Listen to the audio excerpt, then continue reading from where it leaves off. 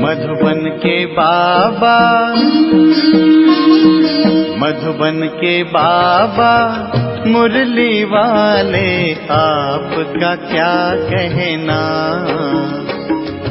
आपका क्या कहना। ओम शांति। आज 9 अगस्त 2023 के साकार मधुर महावाक्य हैं। आज मीठे मीठे बाप दादा बोले, मीठे बच्चे, ज्ञान की धारणा तब होगी जब देही अभिमानी बनेंगे। देही अभिमानी बनने वाले बच्चों को ही बाप की याद रहेगी। बाबा ने कहा, मीठे बच्चे, ज्ञान की धारणा तब होगी जब देही अभिमानी बनेंगे। देही अभिमानी बनने वाले बच्चों को ही बाप की याद रहेगी।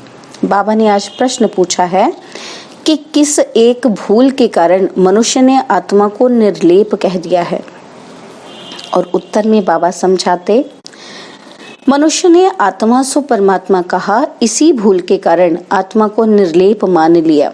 लेकिन निर्लेप तो एक शिव बाबा है, जिसे दुख सुख मीठे कड़वे का अनुभव नहीं। आत्मा तो कहती है फलानी चीज खट्टी है, बाप कहते हैं मेरे पर किसी भी चीज का असर नहीं होता है, मैं इन लेप छेप से निर्लेप हूँ, ज्ञान का सागर हूँ, वही ज्ञान तुम्हें सुनाता हूँ। मुरली का गीत है, तकदीर जगाकर आई हूँ। ओम शांति। ये किसने कहा? आत्माओं ने कहा, इन ऑर्गन्स द्वारा। आत्मा शांत स्वरूप है, मुझ आत्मा को यह शरीर मिलता है तब टॉकी बनती हूँ। शरीर द्वारा अनेक प्रकार का कर्म करती हूँ। पहले पहले ये निश्चय करना है, और सत्संग में मनुष्य को सुनाते हैं। देहधारी बोलते हैं, कहेंगे फलाना महात्मा बैठा है। यहाँ ये बातें नहीं है, तुम समझते हो हम तो आत्मा हैं। यह शरीर रूपी ऑर्गन्स है। आत्मा परमपिता परमात्मा द्वारा सुन रही है, जिसका एक ही नाम है शिव। इस समय बच्चे बैठे हैं सुनने के लिए। कौन सुनाते हैं? बेहद का बाप। जब परमपिता परमात्मा कहा जाता है तो बुद्धि योग ऊपर चला जाता है। शिव माना बिंदी, आत्मा भी बिंदी है और परमात्मा भी बिंदी है, परंतु उनको परमपिता परमात्मा कहा जाता है। वह बाप हुआ और आत्माएं बच्चे ठहरे। समझना है कि हम आत्मा इस शरीर द्वारा अपने पारलौकिक बाप की संतान बनी हूँ। तुम बच्चों को देही अभिमानी बनना पड़े, और सब जगह मनुष्य को समझाते हैं। कोई गीता पाठी होते हैं, वह भी गीता को याद करके कहेंगे गीता में भगवान ने ऐसे ऐसे कहा है। समझते हैं भगवान ने साकार में ये गीता सुनाई थी। कोई बैठ वेद शास्त्र सुनाते हैं, वेद तो मनुष्यों ने रचे हैं, निराकार भगवान वेद नहीं बनाएंगे। व्यास तो मनुष्य था, व्यास को परमात्मा नहीं कहेंगे। परमपिता परमात्मा तो बिंदी है, बच्चे साकार में है, साकारी रूप है, बाप तो है निराकार। बाप कहते हैं मुझे तो कभी छोटा बड़ा नहीं बनना है, तुम छोटे बड़े होते हो, मुझे तो कहते ही हैं परमपिता। मनुष्य पहले बालक बन फिर बड़े हो बाप बनते हैं, और फिर बालक बनते हैं। और मैं तो हमेशा पिता ही हूँ, मैं बालक नहीं बनता हूँ। मेरा एक ही नाम शिव है। तुम्हारे 84 नाम पढ़ते हैं क्योंकि 84 जन्म लेते हो। मैं परमपिता तो बिंदी रूप हूँ। सिर्फ पूजा के लिए भक्ति मार्ग वालों ने बड़ा रूप बनाकर रखा है। जैसे कोई का बड़ा चित्र बनाते हैं ना, बुद्ध का बहुत बड़ा चित्र बनाते हैं। इतना लंबा मनुष्य तो होता नहीं, यह मान देते हैं। समझते हैं बहुत बड़ा था। बाप तो ऊंचे थे ऊंच है, बड़े थे बड़ा परमपिता परमात्मा। बाप अपना परिचय बैठ देते हैं, मेरे को शिव कहते हैं। बच्चों को समझाया जाता है, तुमको समझना है कि हम निराकार शिव बाबा के सम्मुख जाते हैं। मुझे तो हमेशा परमपिता परमात्मा ही कहेंगे। मनुष्य सृष्टि का बीज रूप हूँ। परम आत्मा बैठ समझाते हैं। आत्मा को ही नॉलेज है। गाते भी हैं परमपिता परमात्मा, वह ज्ञान का सागर है, हमको ज्ञान सुना रहे हैं। तो पहले पहले आत्म अभिमानी होना चाहिए, देह अभिमानी नहीं बनना है। परंतु ड्रामा अनुसार तुमको देह अभिमानी बनना ही है। अब फिर बाप देही अभिमानी बनाते हैं। तुम सब बच्चे हो, यह भी बच्चा है। आत्मा परमात्मा परमपिता परमात्मा दादे से वर्षा लेती है। लौकिक संबंध में सिर्फ बच्चों को ही वर्षा मिलता है, कन्या को नहीं मिलता।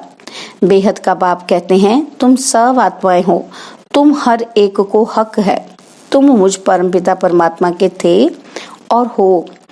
कहते हैं ना, ओ गॉड फादर, ओ परमपिता परमात्मा। महिमा करते हैं, कौन करते हैं? आत्मा।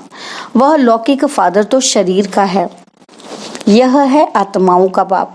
आत्मा बुलाती है, ओ परमपिता परमात्मा। अविनाशी बाप को याद करते ही आए हैं, क्योंकि रावण राज्य में दुख ही दुख है। जब से रावण राज्य शुरू होता है तब से याद करना शुरू होता है। याद तो बाप को ही करना है, क्योंकि वर्षा बाप से ही मिलता है। यहाँ तो मनुष्यों को बहुतों की याद रहती है, गुरु लोग एक की याद भुला देते हैं। अगर सर्वव्यापी है तो फिर गॉड व फादर किसको कहे? बाप घड़ी घड़ी कहते हैं, बच्चे देही अभिमानी बनो, उठते बैठते मुझ बाप को याद करो। समझो हम श्रीमत पर चल रहे हैं, मैं आत्मा खा रही हूँ बाबा की याद में। याद से विकर्म विनाश होंगे, मंजिल है बड़ी भारी। योग कोई मासी का घर नहीं है, मनुष्य ने तो बाप का नाम ही प्रायलोप कर दिया है। श्री कृष्ण तो बच्चा ठहरा, इतनी बड़ी प्रारब्ध जरूर बाप ने ही दी है। बाप समझाते हैं कि देह सहित देह के सब धर्म भूल जाओ, यह नाम तो सब बाद में रखे गए हैं। तो ये समझना है कि परमपिता परमात्मा द्वारा हम ये नॉलेज पढ़ रहे हैं, और कोई ऐसे स्कूल नहीं है यहाँ समझें कि हम आत्मा हैं। तुम जानते हो, पहले सतो प्रधान थे, फिर सतो रजो तमो में आते हैं। खाद आत्मा में पड़ती है, मेरे में तो कभी खाद नहीं पड़ती। मैं एवर सच्चा सोना हूँ, तुम्हारी आत्माएं सब इस समय आयरन एज्ड बन गई हैं। मम्मा भी कहेगी कि हमने शिव बाबा से जो सुना है वही सुनाते हैं। शिव बाबा तो खुद ज्ञान का सागर है। यह बड़ी समझ की बातें हैं। बरोबर हम बाबा के बने हैं, वह हमें पढ़ाते हैं। बाबा से पढ़कर हम जीवन मुक्त बनते हैं। जीवन मुक्त माना इस शरीर में तो आना है, परंतु सुख भोगना है। मुक्ति सबको मिलती है, परंतु जीवन मुक्ति में तो नंबरवार आते हैं। मुक्त तो सब आत्माएं होती हैं, दुख से आधा कल्प के लिए मुक्त कर देते हैं। कहते हैं, तुमको लिबरेट कर जीवन मुक्त बनाता हूँ। फिर कोई कितने जन्म लेते, कोई कितने जन्म लेते हैं। जीवन मुक्त तो सब बनते हैं, सदगति दाता है ही एक। जो भी धर्म स्थापक हैं, सब पुनर्जन्म लेते लेते अब तमो प्रधान बने हैं। मैं आकर सबको इन दुखों से छुड़ाता हूँ, इसलिए मुझे लिबरेटर कहते हैं। मुक्ति जीवन मुक्ति दाता कहते हैं। मुक्ति अर्थात अपने घर साइलेंस धाम में जाना। बाप भी परम धाम से आते हैं, जिसको परलोक कहा जाता है। तुम निर्वाण धाम और स्वर्ग धाम दोनों को याद करते हो। स्वर्ग और नरक यहाँ ही होता है। इस समय सब समझते हैं कि ये नरक है, कितना दुख पाते रहते हैं। गरुड़ पुराण में तो बहुत रोचक बातें लिख दी हैं, जिससे मनुष्यों को डर हो और पाप करने से बच जाएं। इसलिए ऐसी ऐसी बातें बैठ बनाई है। द्वापर से ये शास्त्र बनाना शुरू करते हैं। बाप कहते हैं, मैं आकर ब्रह्मा द्वारा ब्राह्मण धर्म रचता हूँ। वह फिर सूर्यवंशी चंद्रवंशी बनते हैं। 2 युग में कोई धर्म स्थापन करने वाला नहीं आता है। फिर 1-2 के पीछे सब नंबरवार आते हैं और अपने अपने धर्म को जानते हैं। यह देवी देवता धर्म प्रायलोप हो जाएगा, फिर अपने को देवता कहला नहीं सकेंगे। पतित कैसे श्री अथवा श्रेष्ठ कहलाएंगे? बाप ही श्रेष्ठ बनाते हैं। देवी देवताओं को श्रेष्ठ कहा जाता है, उनके चित्र भी हैं, परंतु समझते नहीं कि देवी देवता धर्म कब था, किसने स्थापन किया। सत्युग की आयु ही लंबी कर दी है। अब बाबा कहते हैं, बच्चे अपने को आत्मा समझो, बाप को याद करो। अब खेल पूरा होता है। देखते नहीं हो कि अब मुक्ति जीवन मुक्ति के गेट खुल रहे हैं। मुक्ति जीवन मुक्ति दाता तो एक ही है। यहाँ तो देखो, जगत माता का टाइटल भी कोई कोई को देते रहते हैं। वास्तव में जगत अम्बा यह है ना। ऐसे कोई भी नहीं होगा जो जगत पिता भी हो, शिक्षक भी हो और जगत गुरु भी हो। भल मनुष्य अपने नाम पर बहुत रखाते हैं, परंतु है नहीं। कहाँ वह लक्ष्मी नारायण और कहाँ यह विकारी भी अपने ऊपर टाइटल रख देते हैं। मनुष्य कितने बुद्धू बन गए हैं। आदि सनातन देवी देवता धर्म को भूल उन्हों के टाइटल फिर अपने को दे देते हैं। वास्तव में ऊंच ते ऊंच मर्तबा तो एक का ही है, सदगति दाता एक ही है। राम कहो तो भी वह एक ही निराकार ठहरा। बाप कहते हैं भारतवासियों को अपने धर्म का पता ही नहीं, कब और किसने स्थापन किया। कोई किस देवी को याद करते, कोई श्री कृष्ण को, कोई गुरु को याद करते। गुरु का फोटो भी लगा देते हैं। तुम्हारा चित्र से काम नहीं, जिसका कोई चित्र नहीं वह है विचित्र। आत्मा विचित्र है। जैसे बाप विचित्र हैं वैसे बच्चे भी विचित्र हैं। आत्मा ही सुनती है। बाबा ने ये तन लोन लिया है। कहते हैं प्रकृति के आधार बिगर में ज्ञान कैसे दूं, राजयोग कैसे सिखलाऊं। भगवान निराकार को ही कहा जाता है, उनको आना ही है पतित दुनिया में। श्री कृष्ण को दिखाते हैं कि पीपल के पत्ते पर सागर में आया, ऐसी कोई बात नहीं है। श्री कृष्ण तो फर्स्ट प्रिंस है विश्व का, वहां और कोई धर्म नहीं। अद्वैत राज्य है, फिर द्वैत हो जाती है, फिर अनेक प्रकार के धर्म स्थापन होते जाते हैं। तो बच्चों को ये समझना है कि बाबा इस शरीर में आकर हमको पढ़ाते हैं। बाबा कहते हैं कि मैं अशरीरी हूँ, इस शरीर द्वारा तुमको ज्ञान देता हूँ, मैं हूँ ज्ञान का सागर। ये सब बातें बाप बैठ समझाते हैं। सिर्फ ईश्वर व परमात्मा कहने से बाप का संबंध भूल जाता है।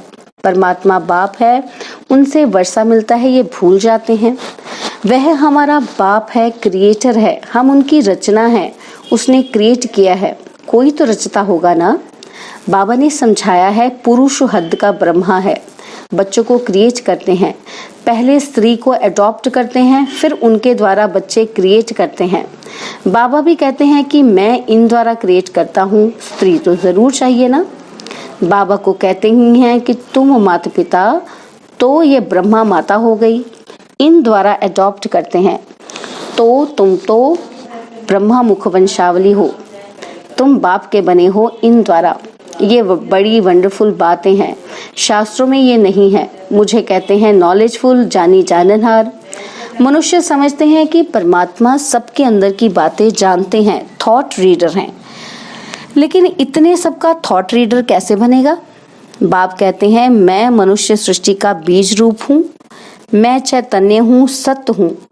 आत्मा भी चैतन्य है, शरीर असत्य है, घड़ी घड़ी बदलता रहता है। आत्मा तो नहीं मरती, आत्मा ये नॉलेज ग्रहण करती है। बाप समझाते हैं कि मैं परमपिता परमात्मा निर्लेप हूँ, अर्थात दुख सुख का अथवा कड़वी मीठी चीज का मुझ पर कोई असर नहीं होता। मैं इन लेप छेप से निर्लेप हूँ, ज्ञान का सागर हूँ। मनुष्य फिर कहते हैं कि आत्मा निर्लेप है, क्योंकि आत्मा सो परमात्मा एक है। एक ने कहा बस उसके पीछे फॉलो करते रहते। बाप कहते हैं मैं निर्लेप हूँ, मुझे कोई खट्टा खारा नहीं लगता। ये इनकी आत्मा कहती है कि फलानी चीज खट्टी है। मेरे में सारे सृष्टि का ज्ञान है जो आत्माओं को पढ़ाता हूँ। तुम हर एक को समझना है कि हम आत्मा परमपिता परमात्मा द्वारा सुन रहे हैं। यहाँ तो बरोबर भगवानुवाच है, निश्चय करना चाहिए गॉड क्रिएटर इज वन। पहले मुख्य बात है भारत की। भारत को अविनाशी खंड कहा जाता है। यह भारत है बर्थ प्लेस पतित पावन बाप का। यह बहुत ऊंच खंड है, यहाँ लक्ष्मी नारायण की राजधानी होगी। यह तुम जानते हो कि बाप फिर से देवी देवता धर्म की सैपलिंग लगा रहे हैं। जो इस धर्म के होंगे वही आकर वर्षा लेंगे, इसको सैपलिंग कहा जाता है। बाबा ने समझाया कि देही अभिमानी बनना है। बाबा हमको पढ़ा रहे हैं, हम इन कानों से सुनते हैं, पढ़ते हैं, पढ़ाते हैं। अच्छा, मीठे मीठे सिकिलदे बच्चों प्रति माता पिता बाप दादा का याद प्यार और गुड मॉर्निंग। रूहानी बाप की रूहानी बच्चों को नमस्ते। हम रूहानी बच्चों की रूहानी बाप दादाजी को दिलवा जान सिकवा प्रेम से नमस्ते। ओम शांति। प्यारे बाबा, मीठे बाबा, मेरे बाबा, शुक्रिया बाबा, शुक्रिया बाबा, शुक्रिया। धारणा के लिए मुख्य सार है, पहला पॉइंट है चित्र को भूल विचित्र बन विचित्र बाप को याद करना है। देह सहित देह के सब धर्मों को बुद्धि से भूलना है।